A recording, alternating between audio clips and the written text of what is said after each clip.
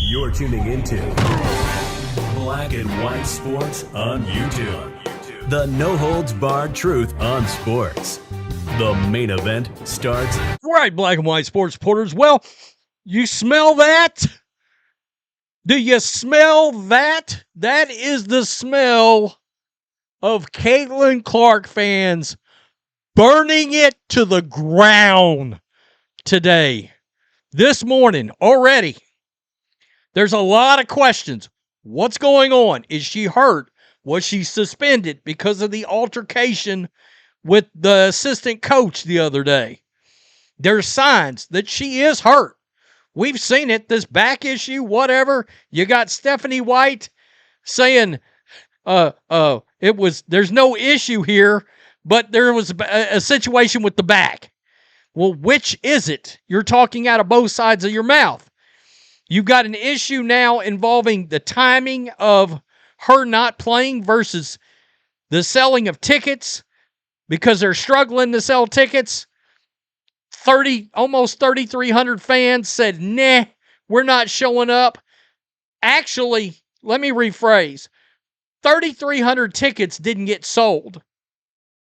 A whole lot more fans than that just didn't bother to show. So they paid for a ticket and said, nah, we're not consuming this crap in person. We're not coming down there. My video last night, people had come in out of state. One lady came in from Montana. This is why you're getting cremated. We've got Stephanie White from last night's game, locker room, celebrating. She's so happy when Caitlin Clark's not playing. It's unbelievable.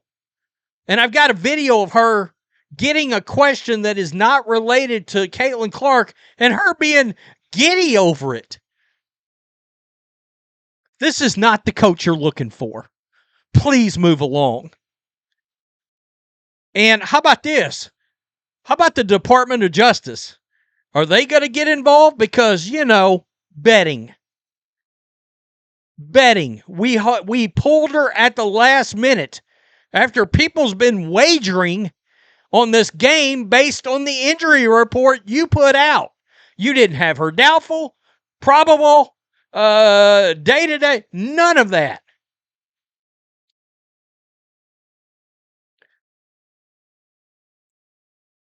Alexa Philippou this morning gets us started. Given White said Clark did not practice yesterday and there was no indication Clark was dealing with an ailment until she was ruled out 100 minutes before tip, would imagine this is something the league may take a look at. That is an ESPN national insider saying, yeah, the W's going to, and we'll hear from Stephanie White because she arrogantly believes this is nothing the league's going to look at. And knowing how the agenda works in this league, they probably won't. The players got their CBA, the league got their media rights deal. Now, what I don't buy into is the idea that the networks are good with Caitlin not playing. I don't believe that. They want Caitlin playing in these games.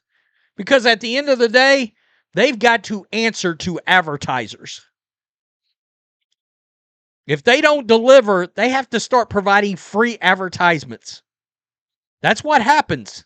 The NFL's had to do it over down ratings. That is what happens. You sell a certain amount of views, and when you don't deliver, you got to make it up. My boy Ben Daniel, go subscribe. For the fourth straight Indiana Fever home game, attendance continues to trend downward. Guys, we're down over 3,000. This is just the unsold tickets. By the way,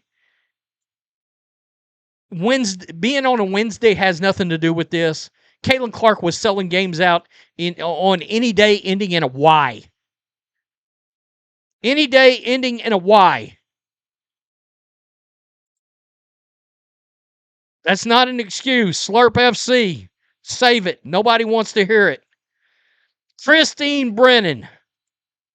Of course, she wrote a book about Caitlin. She's one of the very few actual media members that will keep it real when it comes to Caitlin Clark.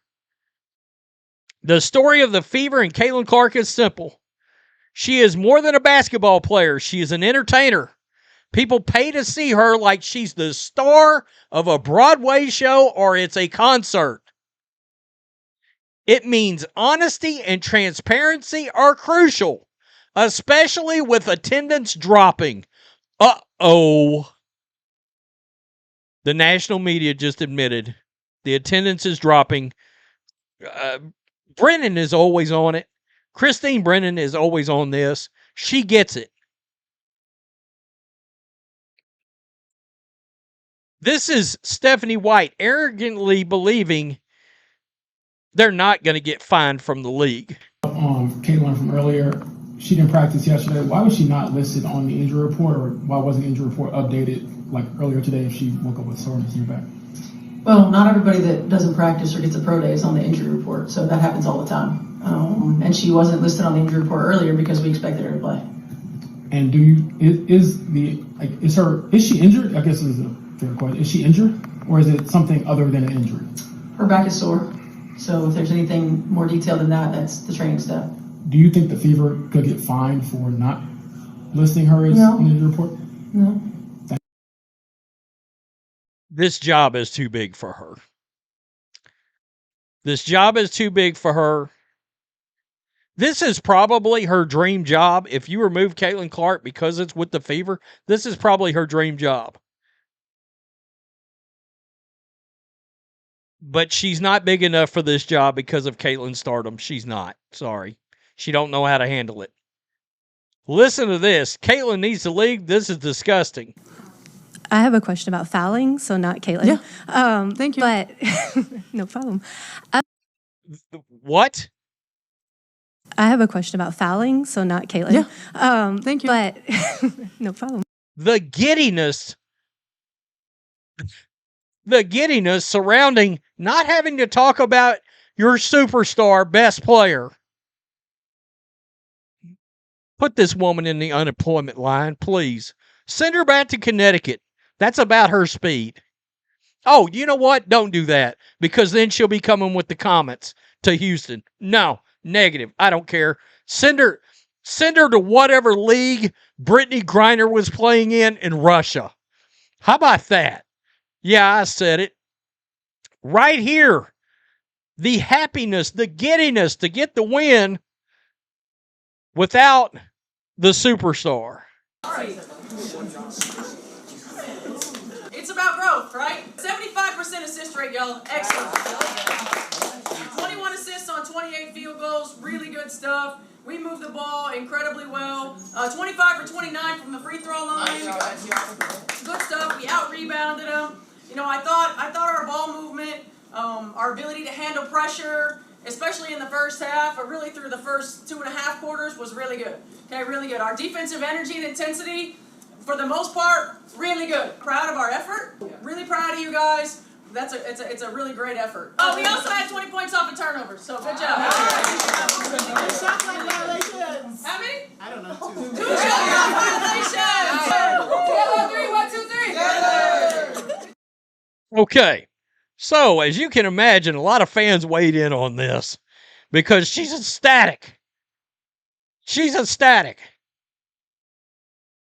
By the way, your win, congratulations, was against an expansion team where out of 12 players, probably only 3 of them would be playing in the league if the league hadn't created a whole new team.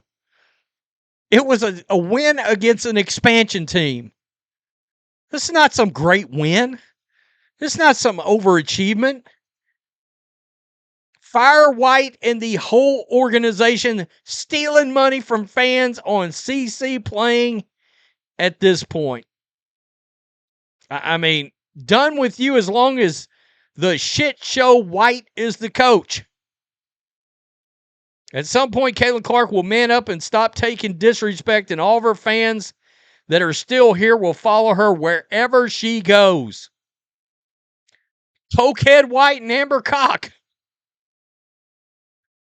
are worthless. Woohoo! Thor always brings the fire. Carlos Garcia, easy to see yourselves as a competitive team. when winning against an expansion team. This is not the exemption that the Valkyries was, the exception is probably what he's trying to say, that the Valkyries were last year. A team to which you lost the series 3-0. Wait till you're facing the Liberty, the Wings, Aces, Atlanta, and Chicago. Yes, Chicago. Woo! Boo! Free Caitlin Clark now. Boy, I got to tell you. God, she's fake. Worst effing coach I've ever seen clean house. Oh boy, the desperation of a coach who's literally acting like she beat a top seed contender. Yeah, boy, I got to tell you. Here we go with this fake-ass coach who yaps like she's responsible for the win. No thanks, coach. No thanks. The coach is a cancer on this organization. It's really astounding how you managed to turn an entire fan base against you. Worst organization in sports. Fire Stephanie White. Boy, it's woo-wee. You effing assholes set Cece and her parents made the trip to see her play. You morons don't deserve her. Shaking my head, pitiful and pathetic. I know what you're doing. What an uninspiring coach. The energy in there is so dead.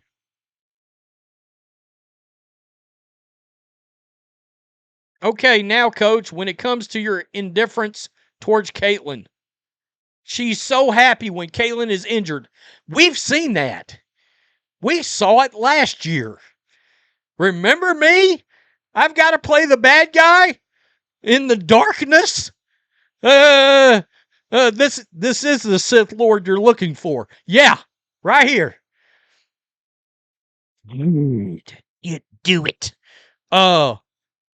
Remember I kept telling you guys, if you gave her truth serum, she believes Kelsey Mitchell's the best player on this team. And that's the player she wants to build around. And because you've got this weird agenda run, intertwined Dawn Staley, Kelly Krauskopf, Amber Cox, Lynn Dunn, Stephanie White Fur Fest going on, because you've got all these interconnected pieces, there's nobody to hold this coach responsible. They're all together in it. You got to launch these people into space. They're burning your franchise to the ground. Guys, make sure you're subscribed. Thanks for watching. Tell me what you think. Bye. Peace. I'm out. Thanks for watching the show. Be sure to like, comment, and subscribe. Be sure to tune in next time on Black and White Sports.